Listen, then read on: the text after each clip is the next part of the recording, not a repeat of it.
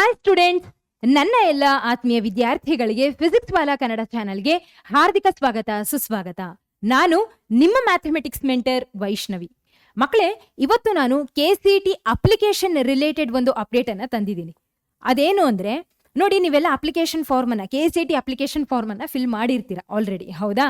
So application form ಅನ್ನ ತುಂಬಬೇಕಾದ್ರೆ ನಿಮ್ಮ ಹೆಸರು, ಡೇಟ್ ಆಫ್ ಬರ್ತ್, ರಿಕ್ವೈರ್ಡ್ ಡಾಕ್ಯುಮೆಂಟ್ಸ್ಗಳು ಅಂದ್ರೆ ಸಪೋಸ್ ಇನ್ಕಮ್ ಸರ್ಟಿಫಿಕೇಟ್ ಆಗಿರ್ಬೋದು, ಕ್ಯಾಸ್ಟ್ ಸರ್ಟಿಫಿಕೇಟ್ ಆಗಿರಬಹುದು, ಆರ್ಟಿಕಲ್ 371J ಅಂದ್ರೆ ಹೈದರಾಬಾದ್ ಕರ್ನಾಟಕ ಅಪ್ಲಿಕೇಬಲ್ ಆ ಒಂದು ಡಿಸ್ಟಿಕ್ ಅಡಿ ಬರೋದಾದ್ರೆ ಬೇಕಾಗಿರುವಂಥ ಡಾಕ್ಯುಮೆಂಟ್ಸ್ನ ಕೊಟ್ಟಿರ್ತೀರಾ ನೀವು, ಹೌದಾ? ಹಾಕಿರ್ತೀರಾ ಅಪ್ಲಿಕೇಶನ್ ಫಾರ್ಮಲ್ಲಿ. ಆದರೆ ಕೊಟ್ಟಿರೋಂಥ ಎಲ್ಲ ಇನ್ಫಾರ್ಮೇಶನ್ ಒಂದು ವೇಳೆ ತಪ್ಪಾಗಿ ಬಂದರೆ, ಎಲ್ಲಿ KA ವೆಬ್ಸೈಟಲ್ಲಿ ಇರುವಂಥ ನಿಮ್ಮ ಸ್ಟೂಡೆಂಟ್ ಪೋರ್ಟಲಲ್ಲಿ ಹಾಕಿರುವಂಥ ಎಲ್ಲ ಇನ್ಫಾರ್ಮೇಶನ್ ಒಂದು ವೇಳೆ ಇದರಲ್ಲಿ ಯಾವುದಾದ್ರೂ ಒಂದು ತಪ್ಪಾಗಿದ್ರೆ ಅದನ್ನ ತಿದ್ದುಪಡಿ ಮಾಡೋದಕ್ಕೆ, ಅಂದರೆ ಸಪೋಸ್ ಫಾರ್ ಎಕ್ಸಾಂಪಲ್ ನಿಮ್ಮ ಬೇಸಿಕ್, ನಿಮ್ಮ ಹೆಸರೇ ತಪ್ಪಾಗಿರ್ಬೋದು, ನಿಮ್ಮ ಡೇಟ್ ಆಫ್ ಬರ್ತ್ ತಪ್ಪಾಗಿರ್ಬೋದು, ಅಥವಾ ನಿಮ್ಮ ಯಾವುದಾದ್ರೂ ಒಂದು ಕೋಟಾದ ಅಡಿಯಲ್ಲಿ ನೀವು ಬರೋರಾಗಿರ್ಬೋದು. ಅಂದರೆ ನಿಮಗೆ ಒಳ್ಳೆ ರ್ಯಾಂಕ್ ಬಂದಿದೆ, ಇನ್ಕಮ್ ಸರ್ಟಿಫಿಕೇಟ್ ಹಾಕಿದ್ದೀರಾ, ಓಕೆ, ನಿಮ್ಮ ಪೇರೆಂಟ್ಸ್ ಇನ್ಕಮ್ 8 ಲಕ್ಷದ ಒಳಗಡೆ ಇದೆ, ಆದ್ರೂ ಪೋರ್ಟಲಲ್ಲಿ ನೀವು ಯಾವ ಕೋಟಕ್ಕೂ ಅಪ್ಲಿಕೇಬಲ್ ಅಲ್ಲ ಅನ್ನೋದನ್ನ ತೋರಿಸ್ತಿದೆ ಅಂತ ಇಟ್ಕೊಳ್ಳಿ, ಅದೊಂದು ಮಿಸ್ಟೇಕ್ ಕಾರಣದಿಂದ. ಹಾಗಿದ್ರೆ ಇಂಥ ಮಿಸ್ಟೇಕ್ಸ್ಗಳನ್ನ, ಯಾವುದೇ ವ್ಯತ್ಯಾಸ, ಡಿಸ್ಕ್ರಿಪೆನ್ಸಿಗಳನ್ನ ರೆಕ್ಟಿಫೈ, ಸರಿಪಡಿಸುವಂತಹ ಒಂದು ತಿದ್ದುಪಡಿ ಮಾಡುವಂತಹ ಒಂದು ಅವಕಾಶನ KA ನಿಮಗೆ ಕೊಟ್ಟಿದೆ. That is KCET application rectification process ಅದು. ಹಾಗಿದ್ರೆ ಏನದು, ಏನು ಮಾಡ್ತಿದೆ, ಏನು ಹೇಳ್ತಿದ್ದಾರೆ KA ಅವರು ಅಂತ ನೋಡೋಣ. ನೋಡಿ, ಇಲ್ಲಿ ನೀವು ನೋಡಬಹುದು, basically they have given you ಒಂದು ನಿಮಗೆ ಪ್ರಕಟಣೆ ಅಥವಾ ಒಂದು ನೋಟಿಸ್ ಅನ್ನ ಕೊಟ್ಟಿದ್ದಾರೆ. ಅದೇನು ಅಂದ್ರೆ, ಅರ್ಜಿಯಲ್ಲಿನ ವಿವರಗಳು ತಪ್ಪಾಗಿದ್ದಲ್ಲಿ ಸರಿಪಡಿಸಿಕೊಳ್ಳಲು ಅಂತಿಮ ಅವಕಾಶ. UGCET 2024ಕ್ಕೆ ಅರ್ಜಿಯಲ್ಲಿನ ವಿವರಗಳನ್ನು ವಿವಿಧ ಇಲಾಖೆಗಳ ವೆಬ್ ಸರ್ವಿಸ್ ಮೂಲಕ ಪಡೆದ ಮಾಹಿತಿಯನ್ನು ಪರಿಶೀಲಿಸಿಕೊಳ್ಳಲು ಅಭ್ಯರ್ಥಿಗಳಿಗೆ 29/6/2024 ಪೋರ್ಟಲ್ ಅನ್ನು ತೆರೆಯಲಾಗಿದೆ.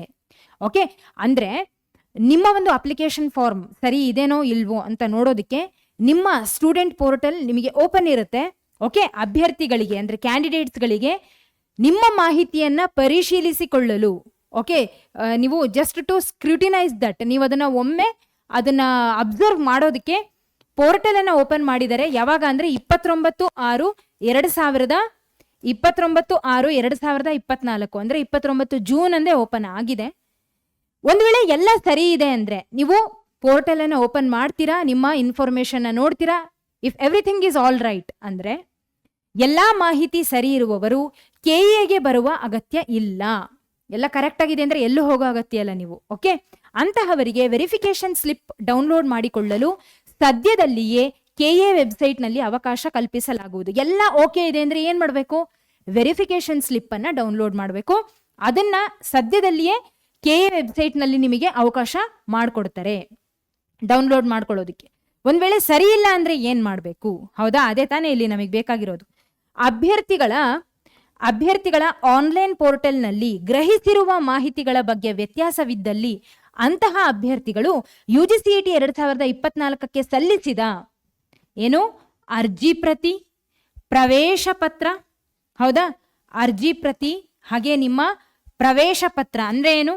ಅರ್ಜಿ ಪ್ರತಿ ಅಂದ್ರೆ ನಿಮ್ಮ ಅಪ್ಲಿಕೇಶನ್ ಫಾರ್ಮ್, ಹಾಗೆ ಪ್ರವೇಶ ಪತ್ರ ಅಂದ್ರೆ ನಿಮ್ಮ ಹಾಲ್ ಟಿಕೆಟ್, ಅಗತ್ಯವಾದ ಎಲ್ಲ ಮೂಲ ದಾಖಲೆಗಳು ಮತ್ತು ಎಲ್ಲಾ ಪ್ರಮಾಣ ಪತ್ರಗಳ, ನೋಡಿ ಫಸ್ಟ್ ಅಪ್ಲಿಕೇಶನ್ ಫಾರ್ಮ್ ಪ್ರಿಂಟ್ಔಟ್, ಹಾಗೆ ನಿಮ್ಮ ಹಾಲ್ ಟಿಕೆಟ್, ಹೌದಾ? ಹಾಗೆ ಬೇಕಾಗಿರುವಂತಹ ಎಲ್ಲ ಸರ್ಟಿಫಿಕೇಟ್ಸ್ಗಳು, ಏನೇನೆಲ್ಲ ಅಪ್ಲಿಕೇಶನ್ ಫಾರ್ಮ್ ಅಲ್ಲಿ ಹಾಕಿದ್ರಲ್ಲ ಆ ಎಲ್ಲ ಸರ್ಟಿಫಿಕೇಟ್ಸ್ಗಳು, ಹಾಗೆ ಡಾಕ್ಯುಮೆಂಟ್ಸ್ಗಳು. ಓಕೆ, ಬೇಕಾಗಿರುವಂತಹ ಎಲ್ಲ ಡಾಕ್ಯುಮೆಂಟ್ಸ್ಗಳನ್ನ ತಗೊಂಡು, ಹೆಚ್ಚು ಕಡಿಮೆ ಇದು ಬೇಕಾಗ್ಬೋದು ಬೇಕಾಗದೇ ಇರ್ಬೋದು ಅನ್ನೋದನ್ನು ಕೂಡ ತಗೊಂಡು, what you need to do, ನೀವೇನ್ ಮಾಡಬೇಕು, ಬರೀ ಒರಿಜಿನಲ್ ಡಾಕ್ಯುಮೆಂಟ್ಸ್ ಅಷ್ಟೇ ಅಲ್ಲ, 2 ಸೆಟ್ ಜೆರಾಕ್ಸ್ ಪ್ರತಿಗಳೊಂದಿಗೆ ಖುದ್ದಾಗಿ ಕರ್ನಾಟಕ ಪರೀಕ್ಷಾ ಪ್ರಾಧಿಕಾರ ಬೆಂಗಳೂರು ಇಲ್ಲಿ ಈ ಕೆಳಗೆ ತಿಳಿಸಿರುವ ದಿನಾಂಕಗಳಂದು ಹಾಜರಾಗಬಹುದಾಗಿದೆ ಅಂತ ಹೇಳ್ತಿದ್ದಾರೆ. ಓಕೆ, ನೀವೇನ್ ಮಾಡಬೇಕು, ಬೆಂಗಳೂರಿಗೆ ಬರಬೇಕು ಅಂತ ಹೇಳ್ತಿದ್ದಾರೆ. ಸೊ ಅದಕ್ಕೆ ಡೇಟ್ ಹಾಗೆ ಟೈಮ್ ಅನ್ನ ಕೊಟ್ಟರೆ, ಯಾವ ರ್ಯಾಂಕ್ ಬಂದಿರುವಂಥ ಸ್ಟೂಡೆಂಟ್ಸ್ಗಳು ಯಾವ ದಿನಾಂಕ, ಯಾವ ಡೇಟಿಗೆ ಬರಬೇಕು, ಅಲ್ಲಿ ಹಾಜರಾಗಬೇಕು ಅನ್ನೋದನ್ನ ಹೇಳ್ತಿದ್ದಾರೆ. Okay, let's see that. So ಅದನ್ನೇ ಇಲ್ಲಿ ಇಂಗ್ಲಿಷಲ್ಲಿ ಅಗೇನ್ ದೇ ಹ್ಯಾವ್ ಡಿಸ್ಕ್ರೈಬ್ಡ್, ನಿಮಗೆ ಅದನ್ನೇ ನೋಟಿಫೈ ಮಾಡ್ತಿದ್ದಾರೆ. I think needless to explain the same thing again. ನಾನು ಯಾವ ಡೇಟಿಗೆ ನೀವು ಹೋಗಬೇಕು, ಯಾವ ಯಾವ ರ್ಯಾಂಕ್ ಇರೋರು ಅನ್ನೋದನ್ನ ಸೀದಾ ಹೇಳ್ಬಿಡ್ತೀನಿ. ಅದೇನು ಅಂದ್ರೆ ನೋಡಿ, 4-5-6 ಜುಲೈ 4-5-6 ಇವತ್ತಿಂದನೇ ಶುರು ಆಗಿರೋವಂಥದ್ದು. ಓಕೆ, ಆಗ್ತಿದೆ. ಸೊ ಫೋರ್ನೂನ್ ಸೆಷನ್, ಫಸ್ಟ್ ಸೆಷನ್ ಏನಿದೆ ಅಲ್ಲ, ಮೊದಲನೇ ಸೆಷನ್ ಬೆಳಗ್ಗೆ 10ರಿಂದ 12:30 ತನಕ ಇರುತ್ತೆ ಶುರು ಆಗೋದು. Okay, reporting time 9:45. ನೀವು 4ನೇ ತಾರೀಕು ಹೋಗ್ತಿದ್ದೀರಾ ಅಂದ್ರೆ, ಇವತ್ತು ಹೋಗ್ತಿದ್ದೀರಾ ಅಂದ್ರೆ ಯಾವ ರ್ಯಾಂಕಿಂಗ್ ಇಂದ ಶುರು ಮಾಡಬೇಕು? ರ್ಯಾಂಕ್ 1 ಇಂದ ಹಿಡಿದು, ಅಂದ್ರೆ ಬೆಳಿಗ್ಗೆ 10ರಿಂದ 12:30 ತನಕ ಯಾವ ಯಾವ ರ್ಯಾಂಕ್ ಬಂದಿರುವಂತ ಸ್ಟೂಡೆಂಟ್ಸ್ಗಳು ಅಲ್ಲಿ ಅಟೆಂಡ್ ಆಗಬೇಕು ಅಂದ್ರೆ from rank 1 to rank 40,000. Okay, second session ಅಲ್ಲಿ 1:15 ಇಂದ 3 ಗಂಟೆ ತನಕ, 1:15 3 ಗಂಟೆ ತನಕ ಟೈಮ್ ಇರುತ್ತೆ. ಯಾರ್ಯಾರಿಗೆ 40,000 ಮೇಲ್ಪಟ್ಟು ಬಂದಿರುವಂತಹ ರ್ಯಾಂಕಿಂಗ್ ಬಂದಿರುವಂತಹ ವಿದ್ಯಾರ್ಥಿಗಳು 40,001 ಟು 80,000 ತನಕ. ಇನ್ನು ಲಾಸ್ಟ್ 3 PM ಆನ್ವರ್ಡ್ಸ್, 3 ಗಂಟೆ ಮೇಲ್ಪಟ್ಟು 80,000 ಇಂದ ಹಿಡಿದು 1,00,000 ತನಕ ರ್ಯಾಂಕ್ ಯಾರಿಗೆ ಬಂದಿದೆನೋ ಅವರೆಲ್ಲ 3 ಗಂಟೆ ಮೇಲ್ಪಟ್ಟು ಹೋಗ್ಬೋದು. ಕೆಲವೊಮ್ಮೆ ಹೆಚ್ಚು ಕಡಿಮೆ ಆಗುತ್ತೆ, ಐ ಅಗ್ರಿ, ನೋ ಪ್ರಾಬ್ಲಮ್. ಆದರೆ ನೀವು ಹೋಗಿ, ಒಂದು ವೇಳೆ ನಿಮಗೆ ಈ ರೀತಿ ಪ್ರಾಬ್ಲಮ್ ಆಗಿತ್ತು ಅಂದರೆ ನಿಮ್ಮ ಅಪ್ಲಿಕೇಶನ್ ಫಾರ್ಮಲ್ಲಿ ದಯವಿಟ್ಟು you need to attend and go and rectify all those things which you need to rectify. Okay, ಏನೇನು ರೆಕ್ಟಿಫೈ ಆಗಬೇಕೋ, ಸರಿಪಡಿಸ್ಬೇಕೋ ಅದನ್ನು ಮಾಡಿಬಿಡ್ರಿ. ಇನ್ನು 5ನೇ ತಾರೀಕು 1,00,000 ಮೇಲ್ಪಟ್ಟು, ಎಲ್ಲಿವರೆಗೆ? 1,30,000 1,30,000 ರ್ಯಾಂಕ್ ಬಂದಿರುವಂಥ, ಅಂದರೆ ಟಿಲ್ ದಟ್ ರ್ಯಾಂಕ್, ಆ ಎಲ್ಲ ಸ್ಟೂಡೆಂಟ್ಸ್ಗಳು ಬಿಟ್ವೀನ್ 1,00,000 ಟು 1,30,000 ತನಕನೂ ಕೂಡ ಬಂದಿರುವಂಥ ಯಾವುದೇ ವಿದ್ಯಾರ್ಥಿಗಳಲ್ಲಿ ಈ ಒಂದು ಡಿಸ್ಕ್ರಿಪೆನ್ಸಿ ಕಂಡು ಬಂತು ಅಂದರೆ you can attend from 10 o'clock to 12:30 PM session. ಈ ಒಂದು ಟೈಮಲ್ಲಿ ಹೋಗ್ಬೋದು ಅಂತ ಹೇಳ್ತಿದ್ದಾರೆ.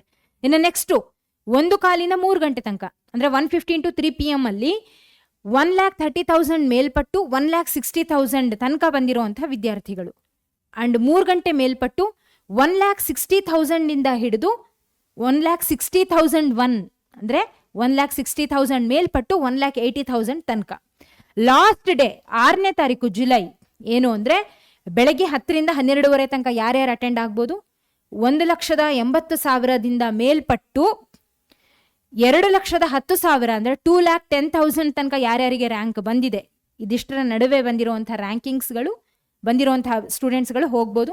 ಆ್ಯಂಡ್ ಫೈನಲ್ ಆಗಿ 1:15 ಟು 3 o'clock ಯಾರ್ಯಾರು 2,10,000 ಮೇಲ್ಪಟ್ಟು ರ್ಯಾಂಕಿಂಗ್ ಬಂದಿರೋವಂಥವ್ರು, ಹಾಗೆ ಟಿಲ್ ಲಾಸ್ಟ್ ರ್ಯಾಂಕ್ ಬಂದಿರೋರ ತನಕನೂ ಕೂಡ ನೀವೆಲ್ಲ ಈ ಒಂದು ಸೆಷನನ್ನು ಅಟೆಂಡ್ ಮಾಡಬಹುದು ಅಂತ ಹೇಳ್ತಿದ್ದಾರೆ.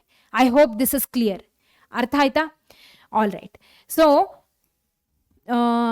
ಐ ರಿಕ್ವೆಸ್ಟ್ ಎವ್ರಿ ಒನ್, ದಯವಿಟ್ಟು ನೀವು ಈ ಒಂದು ಸೆಷನನ್ನು ಅಟೆಂಡ್ ಮಾಡಿ ನಿಮ್ಮ ಯಾವುದೇ ಒಂದು, ಫಸ್ಟ್ ನೀವೇನು ಮಾಡಬೇಕು, ಮೊದಲನೇ ಕೆಲಸ ಏನು, ಪೋರ್ಟಲಲ್ಲಿ ಚೆಕ್ ಮಾಡೋದೆ.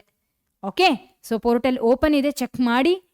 ಇಫ್ ಎನಿಥಿಂಗ್ ಫೈಂಡ್ಸ್ ಡಿಫ್ರೆಂಟ್, ನಿಮ್ಮ ಒಂದು ಇನ್ಫಾರ್ಮೇಷನ್ಗಳು ಯಾವುದೇ ಒಂದು ರೀತಿಯಲ್ಲಿ ಡಿಫ್ರೆನ್ಸ್ ಅಂತ ಅನಿಸಿದರೆ ದಯವಿಟ್ಟು ಹೋಗಿ ಅಟೆಂಡ್ ಮಾಡಿ ಅದನ್ನು ತಿದ್ದುಪಡಿ ಮಾಡಿಕೊಂಡು ಸರಿ ಮಾಡಿಕೊಂಡು ಬರ್ರಿ.